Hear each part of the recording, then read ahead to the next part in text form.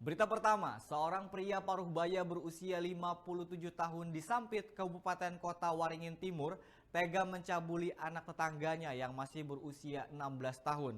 Aksi bejat tersebut dilakukan hanya dengan iming-iming uang Rp10.000. Berikut informasi selengkapnya. Seorang pria paruh baya di Sampit berinisial SM hanya bisa pasrah saat digelandang ke Polsek Baamang Polres Kota Waringin Timur. Ia ditangkap polisi karena telah tega mencabuli anak perempuan tetangganya yang masih berusia 16 tahun.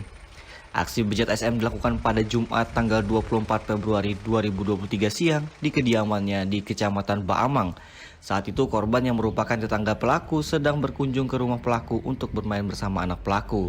Saat sedang asik bermain, pelaku meminta korban masuk ke dalam kamarnya. Di kamar dengan pintu terkunci, itulah pelaku membujuk dan memanfaatkan kepolosan korban dalam melancarkan aksi bejatnya. Perbuatan cabul pelaku kepada korban dengan iming-iming uang Rp10.000 tersebut sudah dilakukan sebanyak 2 kali.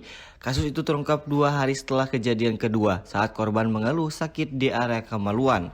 Setelah ditanya orang tuanya, korban mengaku jika ia telah dicabuli pelaku yang merupakan tetangganya sendiri. Mendengar pengakuan korban, orang tua korban langsung melaporkan pelaku ke Kapolsek Baamang. Ini sudah yang kedua ya, sebetulnya yang kedua karena dari hasil visum itu ada 2 luka, yaitu hasil visum luka lama dan luka baru. Setelah kejadian itu kan siang hari, kemudian malamnya dia ada demam, kemudian sakit di bagian kemaluannya. Setelah itu ditanya sama orang tuanya, ternyata anak itu mengaku bahwa dia disetubuhi. Memang korban sudah, tapi namanya anak-anak di bawah umur ini kan mungkin belum begitu paham ya, jadi memang kayaknya ada indikasi kesengajaan dari terlapor ya. Indikasinya di situ dikasih uang, setelah itu 10.000 aja cuma. Berarti bisa dibilang pelaku ini memanfaatkan kepolosan anak ini? Iya betul. Ya.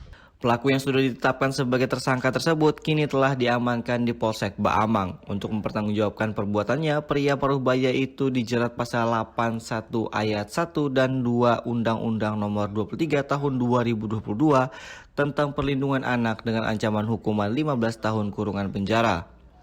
Dari Sampit, Kabupaten Kota Waringin Timur, Kalimantan Tengah, Tim Liputan Dayak TV mengabarkan.